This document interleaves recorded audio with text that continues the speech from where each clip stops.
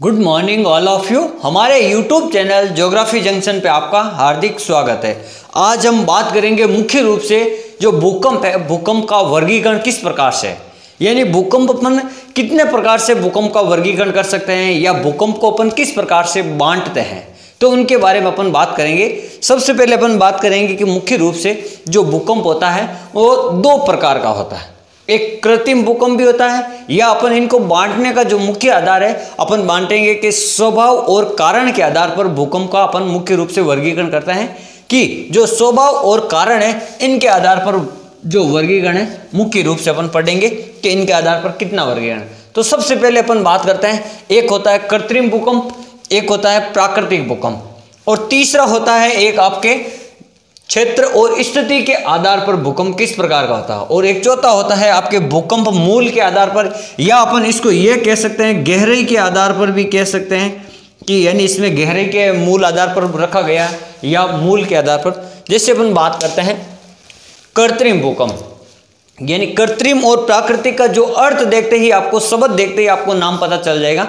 यानी कृत्रिम का मतलब होता है ऐसे भूकंप जो किसी मानवीय क्रिया द्वारा, यानी कृत्रिम काम कौन करेगा, मानव करेगा, तो जो भूकंप किसी मानवीय क्रिया द्वारा उत्पन्न हुआ हो उसे भूकंप को अपन क्या कहते हैं, कृत्रिम भूकंप कहते हैं। जैसे अपन बात करते हैं कृत्रिम भूकंप के कुछ एक दो उदाहरण बता देते हैं कि जो अपन पुल बनाते हैं या अपन सुरंग बनाते हैं, जैसे किसी भी पहाड़ी के अंदर से अपन को सुरंग बनानी है तो अपन पहाड़ी को अंदर से खोदते हैं, उसका खनन करते हैं, तो वहां पर बड़ी बड़ी मशीनों से ड्रिलिंग करते हैं तो चट्टानों में कंपन पैदा होती है, या उनको पत्थरों को हटाने के लिए, पत्थरों को तोड़ने के लिए वहां पर परमाणु या अपन कह सकते हैं विस्फोटक सामग्री का उपयोग करते हैं उनको तोड़ने के लिए, तो चट्टानों में कंपन उत्पन्न होती है। या जैसे अपन बात करते हैं जब परमाणु विस्फोट किया जाता है, मानव द्वारा जो परमाणु बम बनाए जाते हैं उनका जब विस्फोट किया जाता है, जैसे भूमिगत परीक्षण या भूमि में किया जाता है या समुद्र में किया जाता है, तो जब भूमि में किया जाता है तो भूमि के अंदर क्या हो जाता है, एक प्रकार का कंपन आ जाता है, यानी भूमिगत जो परीक्षण किया जाता है ना उनके द्वारा।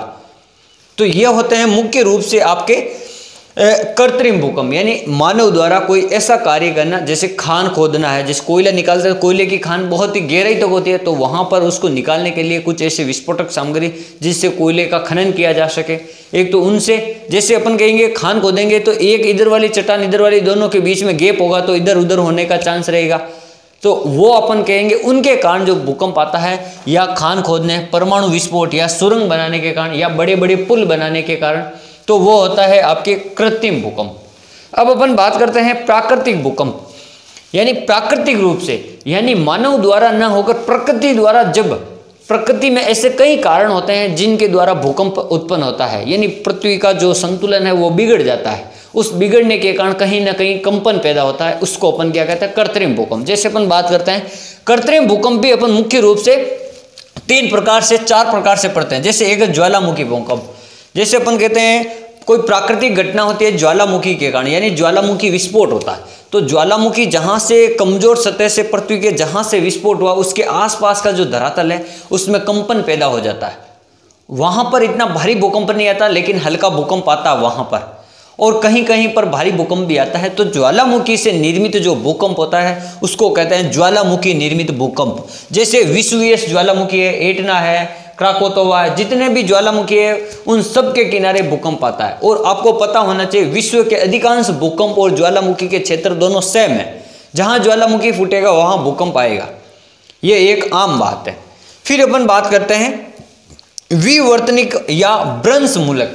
विवर्तनिक का मतलब ये होता है, या भ्रंश, यानी कोई भी दो चट्टानों के मध्य अगर भ्रंश दरार हो जाए, या प्लेटों में जो अपन कहते हैं ना प्लेटें होती है विश्व में, जैसे महासागरीय प्लेटें या महाद्वीपीय प्लेटें, तो उनमें जब हलचल होती है तो उन प्लेटों के कारण जब किसी भी कोई प्लेट दूर जा रही है तो उसमें अपसरण हो रहा, तो वहां पर भी भूकंप आ सकता है। जैसे अपन बात करते हैं भूगर्भ की विवर्तनिक हलचल, या तो तनाव उत्पन्न होगा जब दूर जाएगी प्लेटें, या उसमें संपीड़न, या पास में आएगी जब दो बड़ी प्लेटें टकराएगी आपस में तो कंपन होगा, तो उसको कहते हैं संपीड़न। या तो तनाव के कारण या संपीड़न के कारण प्लेटों में, या अपसरण या अभिसरण के कारण प्लेटों में जब भूकंप आता है, जब कंपन उत्पन्न होता है, उसे अपन क्या कहते हैं, विवर्तनिक भूकंप कहते हैं, जो कम गहराई के होते हैं। जैसे अपन बात करते हैं कैलिफोर्निया का भूकंप है, अब अपन बात करते हैं संतुलन मूलक भूकंप।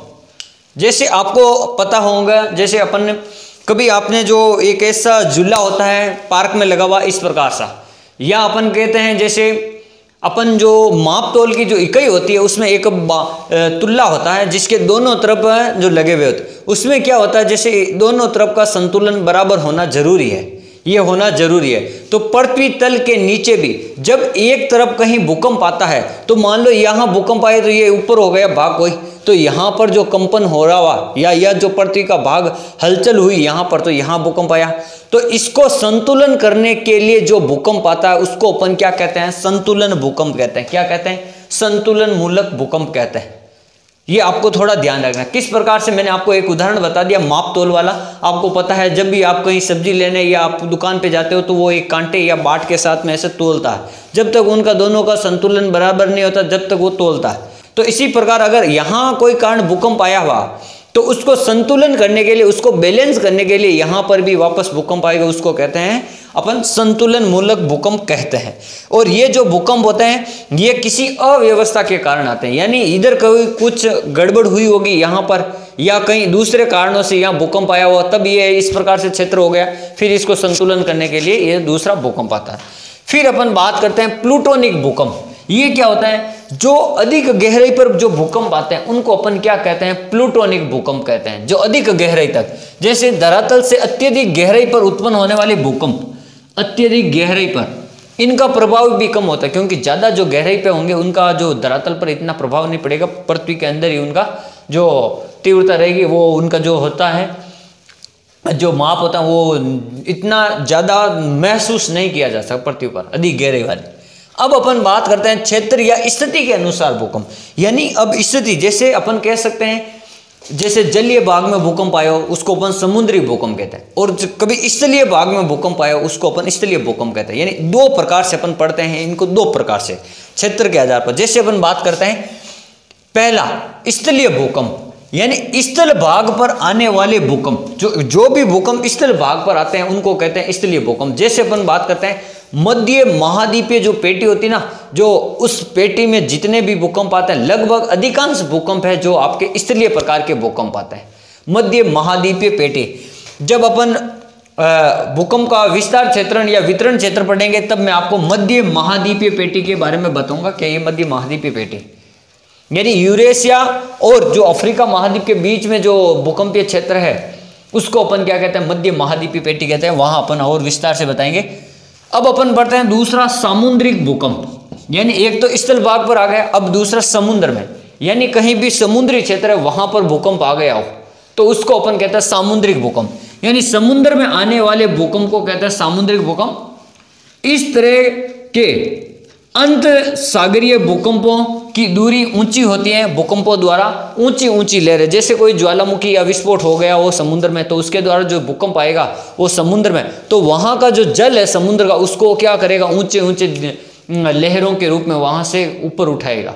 जैसे अपन बात करते हैं ऊंची ऊंची विनाशकारी सागरीय लहरों के द्वारा जो उत्पन्न होता है, जैसे आपको पता होगा जापान में जो सुनामी आई थी, सुनामी, ये सुनामी क्या थी, एक प्रकार का समुद्री क्या थी, भूकंप थी सुनामी, यानी जो अंदर की जो शक्ति होती है अंतर्जात बल के कारण समुद्र के अंदर उसके कारण जो भूकंप आया वहां तो ऊपर का जो जल था समुद्र का वो दूर दूर तक या ऊंचाई तक उठने लगा था, उसको कहते हैं सुनामी। मार्च 2011 में आई थी ये सुनामी। अब अपन बात करते हैं मुख्य रूप से कि तीसरा एक भूकंप का प्रकार होता है जिसको अपन कहते हैं कि भूकंप मूल या आधार पर, भूकंप मूल या अपन कह सकते हैं उसकी गहराई के आधार पर जो भूकंप होता है उसको अपन कहते हैं भूकंप मूल या गहराई के आधार पर। यह मुख्य रूप से कितने प्रकार का होता है, 3 प्रकार का होता है। कितने प्रकार का होता है, भूकंप मूल या गहराई के आधार पर यह 3 प्रकार का होता है। जैसे साधारण भूकंप, साधारण भूकंप का मतलब अपन इसको गहराई के अनुसार मापते हैं। साधारण भूकंप का मतलब होता है जो कम गहराई में जो भूकंप आता है, यानी जैसे अपन बात करते हैं जो ये पृथ्वी का धरातल है, ये जैसे ये पृथ्वी सतह, तो यहां पृथ्वी सतह के जो पास में जो भूकंप आएगा, जैसे मैं 1 नंबर नाम देता हूं इसको, 1 नंबर, जैसे यहां से हटा देता हूं अब जो पृथ्वी के तल के जो नीचे जो सबसे पास में जो भूकंप आते हैं उसको कहते हैं साधारण भूकंप। जैसे लगभग ये 50 किलोमीटर तक आ जाएंगे भूकंप, मैंने मान लिया अगर किलोमीटर में, तो ये वाला जो भाग है सबसे ऊपर पृथ्वी को टच कर रहा है, तो पृथ्वी के तल को, तो यहाँ पर ये सबसे कम गहराई वाला लेकिन सबसे अधिक विनाशकारी भूकंप ये होगा, क्योंकि यहाँ से इसका संपर्क बिल्कुल कम दूरी पर है, इसलिए। फिर बात करते हैं दूसरा मध्यवर्ती भूकंप। जो 2 नंबर का भूकंप होता है मध्यवर्ती, ये लगभग आपके आएगा लगभग 250 किलोमीटर के आसपास, 50 से लेकर 250 किलोमीटर। अब एक बात बताओ, जब पृथ्वी के धरातल से 250 किलोमीटर नीचे कोई भूकंप आएगा तो पृथ्वी की सतह को इतना नहीं हिला पाएगा, यानी इतनी कंपन नहीं होगी। तो ये जो मध्यवर्ती भूकंप है ये कम प्रभावकारी होते हैं। क्या होता है? इनका प्रभाव कम होता है। फिर अपन बात करते हैं, एक होते हैं अत्यधिक गहराई में भूकंप आता है। जैसे मान लो यहाँ भूकंप आ गया, पृथ्वी का तल यहाँ पर, ये 3 नंबर, ये लगभग आता है 200 से लेकर 700 किलोमीटर के मध्य। कितने के मध्य? 200 से लेकर 700। यह अत्यधिक गहराई भाग पर भूकंप आता है, यानी जितना ज़्यादा गहरा होगा उतना ही इसका प्रभाव कम होगा, और जितना अधिक ऊंचाई पर होगा यानी कम गहराई पर होगा उतना ही ये प्रभावकारी होगा।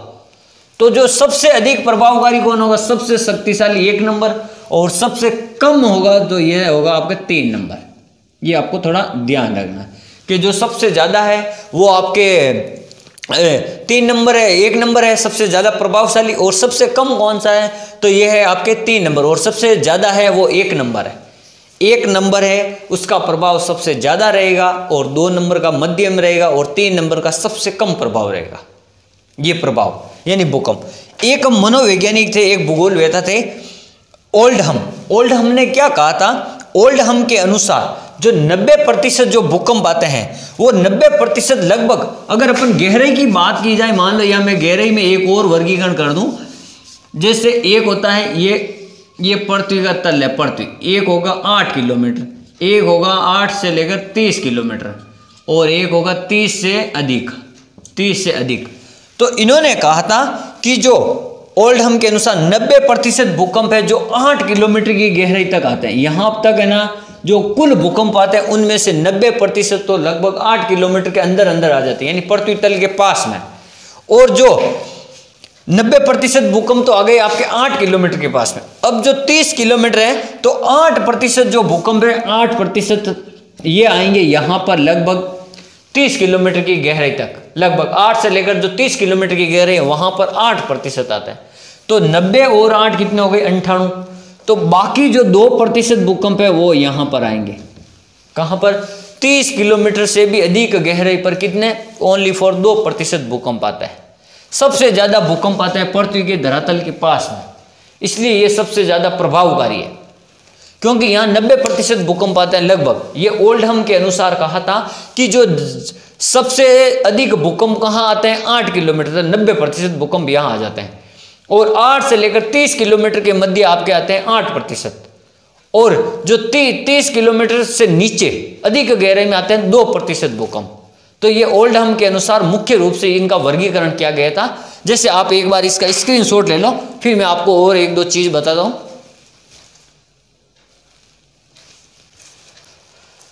देखो, तो ये तो आपको गहराई के अनुसार आपको ध्यान रखना। एक तो ये ओल्डहम जो था इनके अनुसार है, ये वर्गीकरण जो मैंने आपको बताया ये ओल्डहम के अनुसार है, ये ओल्डहम के अनुसार है, और ये एक सामान्य वर्गीकरण। क्या ये एक सामान्य वर्गीकरण के अनुसार ये मैंने आपको गहराई बताई, दोनों में अंतर है, थोड़ा ध्यान रखना है, ठीक है। तो इस प्रकार आज हमने पढ़ा मुख्य रूप से जो भूकंप है उनके जो वर्गीकरण है वो किस प्रकार से किया गया। मुख्य रूप से कारण और स्वभाव के आधार पर वर्गीकरण 4 प्रकार से किया गया।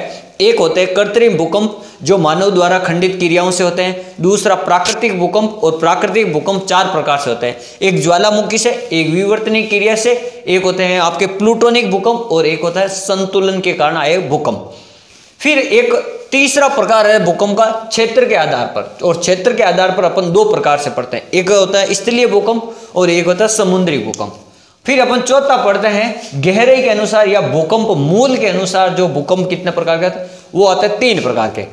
एक आता है सामान्य गहराई जो लगभग 0 से 50 किलोमीटर, एक होता है मध्यवर्ती गहराई यानी मध्यवर्ती भूकंप, वो आते हैं आपके 50 से 250 किलोमीटर के आसपास, और एक आता है अत्यधिक गहराई वाले भूकंप, वो आते हैं आपके 250 या 200 से लेकर 700 किलोमीटर के मध्य। तो इस प्रकार आज हमने भूकंप का जो वर्गीकरण है, उनका जो मुख्य वर्गीकरण था, उनके बारे में अध्ययन किया। Thank you.